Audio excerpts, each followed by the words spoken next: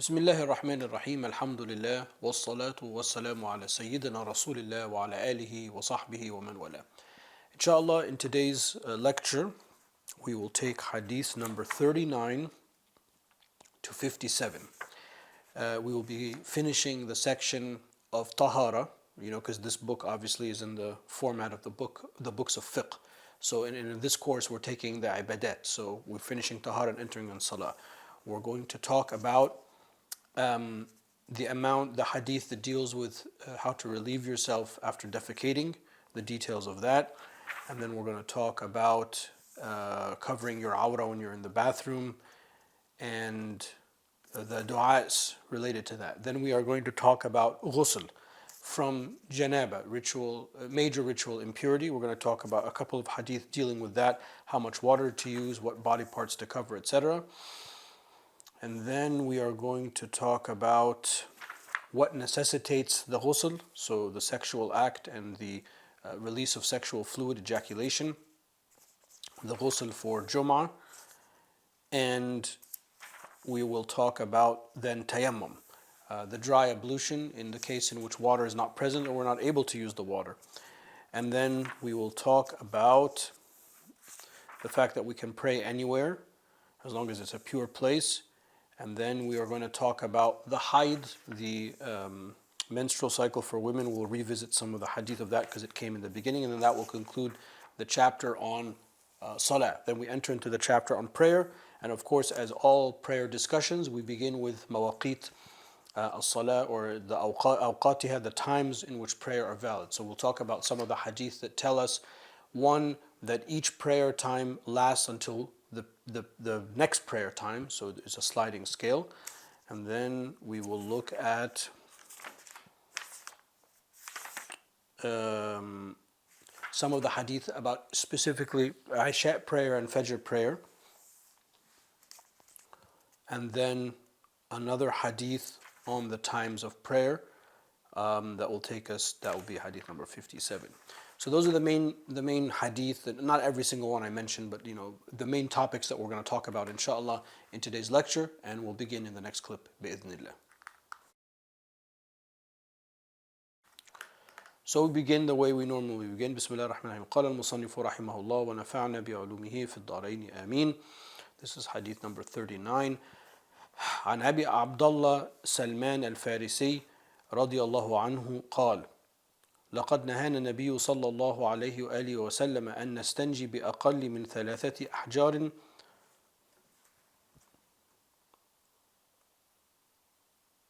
أن نستنجي برجيع أو عظم. هذا بعض حديث رواه مسلم. Okay, this is a hadith that's narrated by Salman al-Farisi radiallahu anhu, the famous Sahabi, and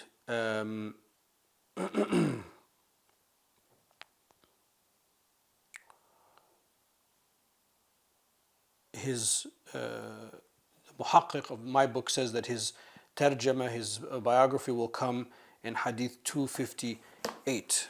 I fear though that hadith 258 might be beyond what we will cover, so with your indulgence, I should have prepared this better, but let me just turn to hadith 258.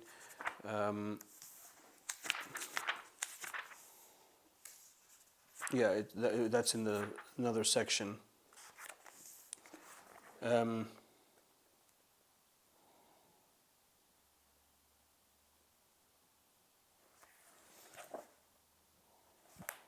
Okay, well, in 258 in my book, he's not listed. Well, we know that Salman al-Farisi radiallahu anhu is one of the famous Sahabi who sold himself into slavery because he heard that he was going to meet with this great Prophet sallallahu alaihi wasallam, and made his way into Medina for those purposes. And then the Battle of the Ditch was his idea about the Battle of Khandaq. Anyway, let's not get sidetracked. Let's come back to the hadith. He says that the Prophet ﷺ forbade us that we clean ourselves after defecation. Al-istinja is to clean yourself from defecation. بِأَقَلِّ مِنْ ثَلَاثَةِ أَحْجَرٍ, with less than 3 stones. I'll come back to that. And that we prohibited us from cleaning ourselves from dung, dried dung, because that's obviously najis, or bones, and this is part of the hadith that's narrated in Muslim. Okay, so 3 stones means either 3 individual stones or 3 sides of 1 stone. That's one fiqh that we take from it. The other piece of fiqh that we take from the hadith is that its stone is, I like to use the word dry matter. So that's dry matter that's pure and not muhtaram. Those are the other 2 conditions. So what do I mean by that? So first of all, dry matter means something that's dry. So usually when I teach, I have like a note card in front of me. This is a dry matter. You could make istinja with this if you had nothing else. This would take the place of the stone. So in English, we do the air marks, the stone, meaning that the stone is not khas, it's not specific that it's an actual stone, but that's what they used to use at the time, and therefore the fiqh that we take from it is it's dry matter. Number 2 is that it is pure. So you can't make istinja with something that's impure, like dung. So if you have dried dung somewhere out in the farmland or desert land, you can't take that and make istinja because it's najasa on najasa. And we have a general prohibition in the Sharia from at-tadammukh bin najasat, from adding najasa upon najasa on ourselves. And number 3, not muhtaram, it can't be something that is respectable. So, astaghfirullah, I can't take the pages of this book and say, well, it's dry matter, rip out a page and make istinja, because this has the hadith of the Prophet ﷺ in the name of the Prophet ﷺ, in the name of Allah Ta'ala, and ayat, that's haram. Okay? So that's what we mean. And then no, not using bones, because in another hadith it comes that this is the food of the jinn. فَإِنَّهُ طَعَامُ إِخْوَانِكُمْ. This is another hadith. This is narrated, I think, in Bismillah ar-Rahman ar-Rahim, Tirmidhi. So the jinn eat the bones, meaning the bones of the animal, not the bones of people, because we bury our dead. So that's some of the fiqh of the hadith. I see the time now. I spent way too much time on this hadith. Let's move on. Hadith number 40. وعن أبي هريرة رضي الله عنه قال قال النبي صلى الله عليه وآله وسلم من أتى الغائط فليستتر رواه أبو داود وغيره بأسانيد حسنة. So Abu Hurairah narrates the hadith that's recorded in Dawood and others, that the Prophet ﷺ said, when you go to al-gha'it, we said that the gha'it is a depressed area of land, and that's the word that we use for relieving yourself. فَلْيَسْتَتِرْ, so cover your awra. So the idea here is that you are going to relieve yourself out in the open. If you're out in the open, in the khala', then you need to cover your awra and only expose that which needs to be exposed, and make sure that somebody else can't see you. Of course, when you're in a modern structure, like I'm in a modern room now, and if I have to go to the bathroom is closed. In that case, it's permissible to expose your awra, obviously, because more than what is required, because no one is going to see you because the door is closed. That's the idea behind the hadith. So we want to make sure that when you're relieving yourself, you are covered when you're out in the open elements. Hadith 41. وعن عائشة رضي الله عنها قالت كان النبي صلى الله عليه وآله وسلم إذا خرج من الغائط قال غفرانك رواه أبو داود والترمذي وغيرهما. So the Prophet ﷺ, when he used to exit the bathroom, as recorded by his wife, our mother Aisha alayhi salam, he used to say, غفرانك, I seek your forgiveness, Allah subhanahu wa ta'ala, as narrated in Abu Dawood, Tirmidhi, and others. It's also in the Musnad and in Nisa'i and Ibn Majah. So this is one of the du'as. You find any du'a, by the way, you always, and I've said this in other classes, you're always going to go to the Kitab al-Adhkar of An-Nawawi. Imam An-Nawawi, rahimahullah, he has, it's a 1 volume, but it's like an encyclopedia of adhkar, of supplication. So the Prophet ﷺ would exit the bathroom using his right foot, and he would say غفرانك, seeking forgiveness. Now, the Shaykh al-Islam says one of the 2 reasons he would say غفرانك is that he is making, and this shows you how he's a Sufi at his heart, is that the Prophet ﷺ is seeking refuge from Allah, because in the moment when he was relieving himself, it was a moment in which he couldn't remember Allah subhanahu wa ta'ala, because you don't make dhikr when you're relieving yourself. So he's making istighfar from passing a moment of time without remembering Allah subhanahu wa ta'ala, which is a very beautiful tafsir. And the other understanding is that he's making istighfar for not thanking Allah subhanahu wa ta'ala for a blessing. Because the blessing is that he was able to eat, and then the food was digested, etc. Okay, janaba. Hadith number 42. عن أبي سعيد الخدري رضي الله عنه قال قال النبي صلى الله عليه وآله وسلم إنما الماء من الماء رواه مسلم وأصله في البخاري. So this is a hadith this particular text is from Muslim, and its source is originally from al-Bukhari, but Abi Sa'id al-Khudri radiallahu anhu recorded that the Prophet ﷺ said, إِنَّمَا الْمَاءُ مِنَ الْمَاءِ, that water is from water. That's a literal translation, but meaning that we come from water, and that ma is a name that's used for semen. So therefore, the fiqh of the hadith is that when you have ejaculation of the sexual fluid in the sexual act, that necessitates ma, that necessitates the ghusl, the other type of water. So it shows you the balagha, the rhetoric, the rhetorical power of the speech of the Prophet ﷺ. In just 2 or 3 words, we have this huge meaning. So this is one of the proof texts that we have that the ejaculation of the sexual fluid in or outside of the sexual act, I should mention, necessitates the ghusl. It's usually, we talk about it or we think about it only within the sexual act, but of course ejaculation of sexual fluid can take place outside of the sexual act, whether it be through halal or haram means is irrelevant for the fiqh of what we're talking about. It says that when it comes out, when you're sleeping or you're just sitting or whatever the case may be, it necessitates the purification bath.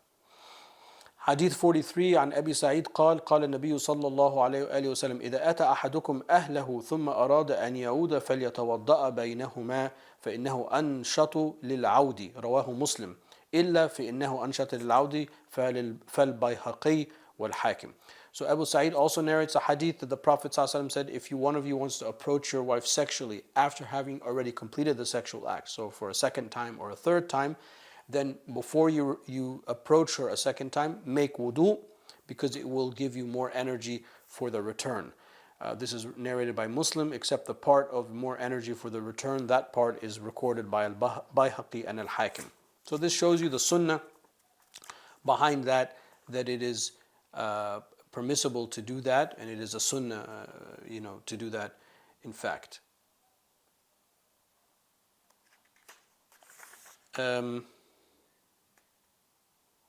It's a sunnah with all of the ulama, he says, and some of them necessitate it.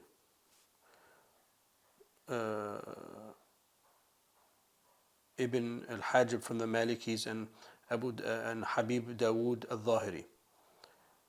But for the majority, it's a sunnah. And we'll pick it up in the next clip, inshallah.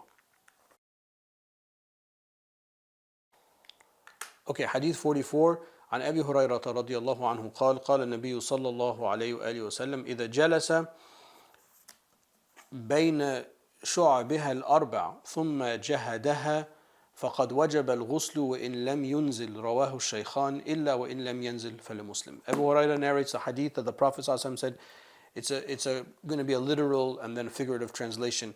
If one of you sit between her 4 parts, that's a literal translation, and then exerts his energy, then it is necessary to perform the ghusl, even if you do not ejaculate.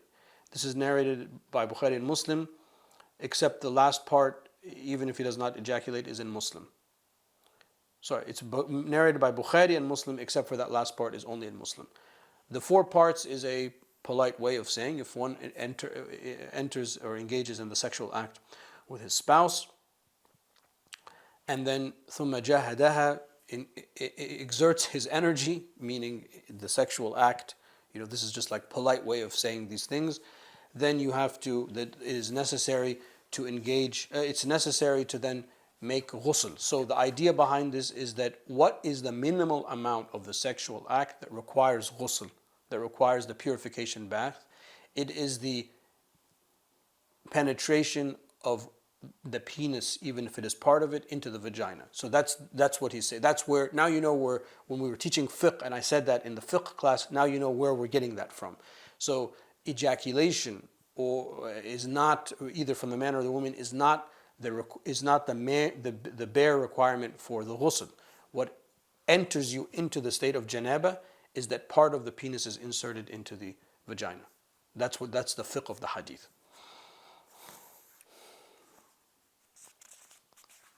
Um,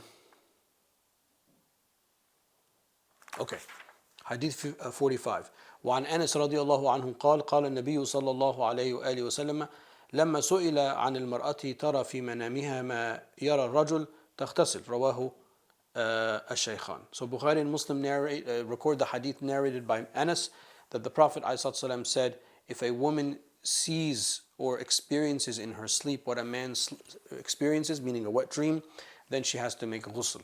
So makes a purification bath. So this also shows that it's equal for a woman like it is for a man, that if a woman experiences the release of sexual fluid, again, whether in the sexual act, which necessitates ghusl because of the previous hadith, but here we're talking about outside of the sexual act, then she has to perform ghusl, in this case when she wakes up. Hadith 46. وعن أبي سعيد سمرة بن جندب رضي الله عنه قال قال النبي صلى الله عليه وآله وسلم من توضأ يوم الجمعة فبها ونعمت ومن اغتسل فالغسل أفضل رواه الترمذي وحسنه. So Tirmidhi has a Hasan hadith recorded on the authority of Abi Sa'id Samara ibn Jundub ibn Hilal, the famous hadith who fought in the battle of Uhud and all of the battles after it. He ended up living in Basra, and then he wrote a letter or a treatise to his son in which contained a lot of knowledge, and he narrates 123 hadith. He says, if you make wudu on the day of Jum'ah, then you have taken from the sunnah, and if you make ghusl, the purification bath is better. So this hadith teaches us that it is a sunnah mu'akkada that we take a bath on Friday. Why? Because you're going to go to the mosque on Jummah, and you're going to meet all these people. So actually the hadith, that it's very interesting, that talk about this, I think it's in Dawood or Tirmidhi, it escapes me, I think it's Dawood, that the Sahaba were complaining about the smell of the mosque on the day of Friday, and it's to this that the Prophet ﷺ, not this specific hadith, but he gave us the sunnah of washing, because this is the day of, you're gathering, everyone's gathering in a small quarters. 48. Hadith 48. وعن أم المؤمنين ميمونة رضي الله عنها قالت وضع النبي صلى الله عليه وآله وسلم وضوء الجنابة فأكفأ مرتين أو ثلاثة ثم تمضمض واستنشق وغسل وجهه وذراعيه ثم أفاض على رأسه الماء ثم غسل جسده ثم تنحى فغسل رجليه فأتيته بخرقة فلم يردها وجعل ينقض الماء بيده رواه الشيخان. So Bukhari and Muslim narrate the hadith from our mother Maymuna, the daughter of Al-Harith ibn Hazan al-Hilaliyya alayhi salam. The Prophet ﷺ married her in the 6th year of the Hijrah, some say 7, and she is the last of the wives of the Prophet ﷺ to marry. She narrates 46 hadith, and she is the one that gifted herself to the Prophet ﷺ.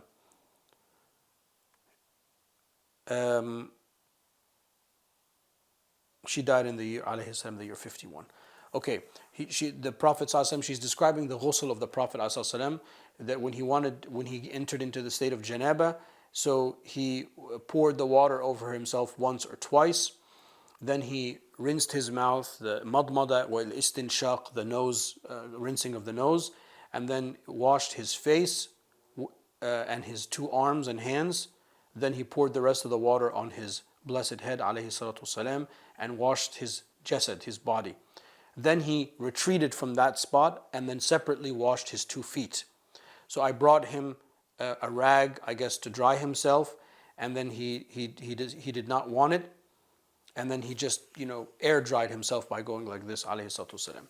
So it shows us the economical amount of water that the Prophet ﷺ used for the ghusl, that he would do some of the acts of the wudu before the ghusl, as we know from our fiqh, that's the sunnah. The sunnah is to do actually the full wudu. And then he did not dry his wudu, and that in our madhab is a sunnah. It's one of the sunnahs that's hard to follow in the modern world, because you have a rug and flooring, and if you walk around wet, and this is just a pet peeve, but in the modern mosque, in certain countries that shall remain nameless, you walk into the mosque and people are walking in the mosque and their feet are wet. Well, you're going to mess up the rug that way, and then you're going to get, you can get a a bad smell and germs like that. So in this case, it's not the sunnah to walk around the mosque like that. Here, this is when I visited Mauritania once, it was easy to do things like this. And there's another hadith that the Sahaba, when they would make sujood on the earth, they wouldn't wipe away the sand that are on their face from the sujood. Your normal reaction is to go like that. But when I was in Mauritania, you would see the people, mashallah, the ulama, they walk around with like sand on their face for an hour until it naturally falls off. So in that kind of environment, you can follow this kind of sunnah. In the modern construction, in city life, urban life, it's almost those, especially the water, it's impossible. However, this is part of the sunnah, and it's something that is confirmed in our madhab. Hadith 48 on the وعن عائشة رضي الله عنها قالت كنت أغتسل أنا والنبي صلى الله عليه وآله وسلم من إناء واحد تختلف أيدينا فيه من الجنابة رواه الشيخان إلا ما زاده ابن حبان. So our mother Sayyidah Aisha alayhi salam is a very beautiful kind of intimate hadith that she and the Prophet ﷺ, when they were in the state of janaba, would wash from the same vessels and their hands would touch or hit one another when they were grabbing the water. So this shows you the permissibility of that, and also an intimate portrait into how the Prophet ﷺ was personally with his wives. Hadith 49 عن أبي اليقظان عمار ibn Yasir رضي الله عنه قال بعثني النبي, this is in tayammum, بعثني النبي صلى الله عليه وسلم في حاجة فأجنبت فلم أجد الماء فتمرغت في الصعيد كما تمرغ, it should be a فتح on the meme, I think. تمرغ الدابة ثم أتيت النبي صلى الله عليه وسلم فذكرت ذلك له فقال إنما كان يكفيك أن تقول بيدك هكذا ثم ضرب بيديه الأرض ضربة واحدة ثم مسح الشمال على اليمين وظاهر كفيه ووجهه رواه الشيخان واللفظ للمسلم. So this is the wording of Muslim, but it's with Bukhari and Muslim, that Abi Ammar ibn Yasir radiallahu anhu said the Prophet ﷺ sent me in a battle, and I entered into the state of janaba and I couldn't find water, so I turned myself in the dust the way the animals do. And then I came to the Prophet ﷺ and told him what happened. And the Prophet ﷺ said, it would have been enough for you to just strike your hands on the, to do this. And the Prophet ﷺ struck his hands on the ground once, and then he wiped his arms, his two arms and hands and face. Okay, so interesting that this shows the permissibility of the Sahaba doing ijtihad during the life of the Prophet ﷺ, because the Prophet ﷺ taught him afterwards. Let me pick this up in the next clip as I'm running out of time. So in the last clip we were talking about Hadith 49. Ammar ibn Yasir is saying that the Prophet ﷺ sent him to engage in a battle, and he became in a state of janaba. So he didn't know what to do. He didn't have any water, so he kind of rolled around in the dust. So the Prophet ﷺ taught him the way to make tayammum. So the first part of the hadith teaches us that it is permissible at the time of the Sahaba to engage in independent ijtihad, and then to have that confirmed or denied by the Prophet ﷺ. So it shows you that the Sahaba were thinking people and tried to do their best. So the Prophet ﷺ struck his hands on the earth once and did the tayammum. The wording of the hadith might make you think that the Prophet ﷺ did his arms before his face, but because it's connected by the letter waw, the letter waw does not always mean tartib, does not always mean order. So the order for us is part of the tayammum, is that you strike the ground for the face and then strike it a second time for the arms and hands. However, the Prophet ﷺ in this hadith struck it once. So the fiqh of it is that for us, the tayammum is a physical transference of the earth by striking the hands and transferring the earth to your body part. So if you can wipe your face and your arms and hands with one strike, then that's okay. But usually, in my experience, you're going to need two, and that's the fiqh there. Hadith number 50. عن جابر ابن عبد الله رضي الله عنهما قال قال النبي صلى الله عليه وآله وسلم أعطيت خمسا لم يعطهن أحد قبلي نصرت بالرعب مسيرة شهر وجعلت لي الأرض مسجدا وطهورا فأيما رجل من أمتي أدركته الصلاة فليصلي وأحلت لي الغنائم ولم تحل لأحد قبلي. وأعطيت شفاعة وبعثت إلى الناس من الإنس والجن. والحديث رواه الشيخان. Okay, it's by Bukhari and Muslim. The hadith is narrated on the authority of Jabir radiallahu anhu. The Prophet ﷺ said, I was given 5 things that nobody else has been given. Number 1 is that I have been given victory through fear, the distance of a month. So the enemies of the Prophet ﷺ used to fear him and would capitulate before any military engagements. And this, I don't have time to talk about it in detail here, but this shows you actually the peacefulness of the Prophet ﷺ, that many of the battles, the greatest battles of the Prophet ﷺ were those that were not fought, because many of them capitulated before. So on the prima facie reading, it sounds like this is a terrifying hadith, but it is actually a hadith of mercy and coexistence, because they feared the Prophet ﷺ. They knew that he was, a prophet of God, etc. That many people just didn't fight. And in other teaching circumstances, I would have been able to give more time on that. And then that's number 2, is that the whole earth was made pure and a place of prostration for the Prophet ﷺ. So wherever it's pure, we can pray. We don't have to pray in a certain space or a certain temple or mosque or something like that. Booty, spoils of war were made permissible for me and not before anyone before me. Number 4 is I was granted the shafa, the intercession, and we ask that the Prophet ﷺ intercede inshallah on our behalf. And then I was sent to all mankind and all jinn kind. Bukhari and Muslim narrate the hadith. I think that the hadith is self-explanatory. We don't need to spend more time on it than that. Now we are into the section of haid, of menstruation, hadith 51. عن عائشة رضي الله عنها أن أم حبيبة بنت الجحش رضي الله عنها شكت إلى النبي صلى الله عليه وسلم الدم فقال امكثي قدر ما كانت تحبسك حيضتك ثم اغتسلي فكانت تغتسل لكل صلاة. رواه البخاري وأصله في مسلم. So this is Bukhari and Muslim, but the wording is of Muslim, that Aisha, or the origin of the hadith is, the wording is in Muslim, that Aisha alayhi salam narrates that Habiba, the daughter of Jahsh, complained to the Prophet ﷺ istihada, and we talked about that I think in the first or second lecture. And then he said, let your menstrual cycle last its duration. In other hadith and in other fiqh, we know that the maximum is 15 days. Then do ghusl, and i.e. return to prayer and fasting and things like that. So she used to make ghusl for every prayer, meaning out of caution, but it would have been enough for her to make wudu after every prayer. And I believe, if I'm not mistaken, this hadith is a repeat, or we've talked about something very similar earlier. Hadith 52, also on Sayyidah Aisha.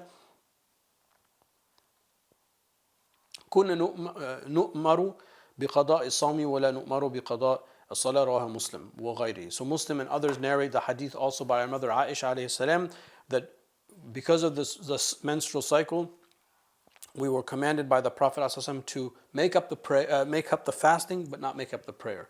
So a woman who has her menstrual cycle and she misses certain days of prayers, she doesn't make up those prayers, but any days of fasting in Ramadan she misses, she has to make up. Hadith 53, also on the authority of Sayyidah Aisha alayhi salam, كان رسول الله صلى الله عليه وسلم يتكئ في حجري وأنا حائض فيقرأ القرآن. So Bukhari and Muslim narrate the hadith that Sayyidah Aisha alayhi salam says that when she had her menstrual cycle, the Prophet ﷺ used to lean against her in her lap, or lie in her lap, you can say, and he would read the Quran. So a woman who has her menstrual cycle, it doesn't mean that she's impure, like as a person can still interact with her, as we will see in the next hadith. Also on the authority of Sayyidah Aisha, this is hadith 54, كان النبي صلى الله عليه وسلم يأمرني بالاتزار فَيُبَاشِرُنِي وَأَنَا حَائِضٌ. رواه الشيخان. So Bukhari and Muslim narrate on authority of our mother Aisha alayhi salam that the Prophet ﷺ, when I had my menstrual cycle, would order me to wear the waist garment and tighten it, and then he would approach me intimately. So it is permissible to enjoy the spouse intimately, for the man to enjoy the woman, of course the woman to enjoy the man while she has her menstrual cycle, as long as her private areas are covered, and we covered that obviously in the section of fiqh. So I'm just trying to pick up the pace a little bit because I was slow in the beginning. Now we enter in Kitab al-Salah, the first hadith 55 in the times of Salah. عن أبي محمد عبد الله ابن عمرو رضي الله عنهما قال قال النبي صلى الله عليه وسلم وقت الظهر إذا زالت الشمس وكان ذل الرجل كطوله ما لم دور العصر ووقت العصر ما لم تصفر الشمس ووقت صلاة المغرب ما لم يغب الشفق ووقت صلاة العشاء إلى نصف الليل الأوسط ووقت صلاة الصبح من طلوع الفجر ما لم تطلع الشمس. رواه Muslim. So Muslim narrates on the authority of Muhammad ibn Abdullah ibn Amr radiallahu anhu that the Prophet ﷺ said, the time of Dhuhr prayer is from the zawal of the sun until the length of one, the shadow is the length of a person, and then as long as Asr prayer has not come in. And then the time of Asr prayer lasts all the way until the yellowing of the sun, meaning the setting of the sun, and the time of Maghrib is as long as the shafaq, the horizon, does not disappear, and the time of Isha goes until the middle of the night, and then the time of Fajr prayer is from the rising of the sun, and then the time of the morning Fajr prayer is from the beginning of Fajr as long as the sun has not risen. So the fiqh of this hadith is, because we have other hadith that tells us the precise timings, but this hadith, the fiqh of this hadith, the purpose of it is to showing that one prayer time goes until the next prayer time. As far as Isha prayer, I believe Nisf al-Layl al-Awsat, the middle of the middle night. I believe that also means up until right before Fajr prayer. Okay, and then Hadith 56. Yeah, that's the last hadith. Okay. عن أبي برزة الأسلمي رضي الله عنه قال كان النبي صلى الله عليه وسلم يستحب أن يؤخر صلاة العشاء وكان يكره النوم قبلها والحديث بعدها وكان ينفتل من صلاة الغداة حين يعرف الرجل جليسه وكان يقرأ بالستين إلى مئة رواه الشيخان. So this is in Bukhari and Muslim on the authority of Abi Barz al-Aslami, who was one of the younger of the Sahaba. Afwan. He became he became Muslim before the Fath of Mecca, fought 7 battles with the Prophet and then ended up living in Basra and witnessed the fighting of the Khawarij and Imam Ali in the Battle of Nahrawan. And he battled in opening Khurasan and he died therein in the year 65. He narrates 46 hadith. He says that the Prophet ﷺ used to like delaying Isha prayer and disliked sleeping before it and speaking or engaging in social intercourse afterwards, which means it's makruh. And after he would finish the prayer, he would sit sideways so that we would see his face. And then he used to read between 60 and 100 verses in the Fajr prayer. And I think that gets us to right before where I wanted to finish, but the time is running out, so we'll pick up in the next lesson, inshallah. Wallahu ta'ala a'la wa a'lam wa sallallahu ala sayyidina Mawlana Muhammad wa ala alihi wa sahbihi wa sallam. Alhamdulillah, in today's class we were able to actually finish the chapter on Tahara, and we began by talking about cleaning oneself from the bathroom, al-istinja. So there were several hadith that talked about that, including a dua that the Prophet ﷺ used to say after that, and we talked about the fiqh therein. And then we talked about matters of necessitating the ghusl, the sexual act, the definition of that, and how much water is used for the ghusl. And then the detail of the Prophet ﷺ engaging in acts of wudu or wudu before the ghusl, the sunnah of air drying your body parts. We talked about the fiqh kind of related to that vis-a-vis the modern world.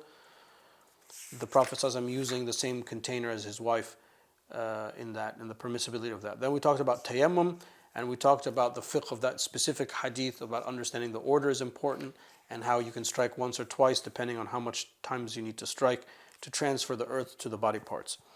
Then we talked about the permissibility of praying anywhere, and the famous hadith that the Prophet ﷺ was given 5 things that no one else was given. And then we talked about istihada, and I think, if I'm not mistaken, I forgot to verify this, but I believe there's a repeat hadith, but we talked about the fiqh of that.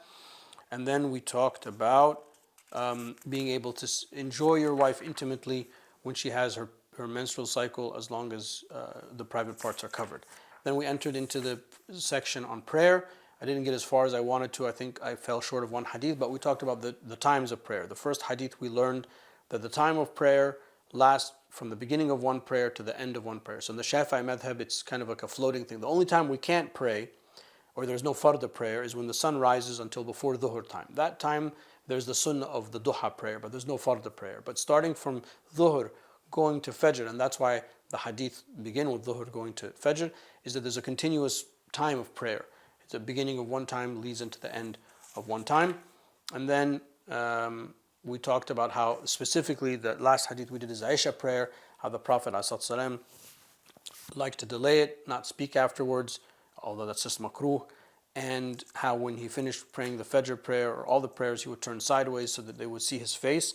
And in the Fajr prayer, the Prophet ﷺ would read between 60 and 100 ayat, meaning that it was a little bit longer than the normal prayer, other prayers. Walhamdulillah Rabbil Alameen. Wa sallallahu ala Sayyidina Mawlana Muhammad wa ala alihi wa sahbihi wa sallam.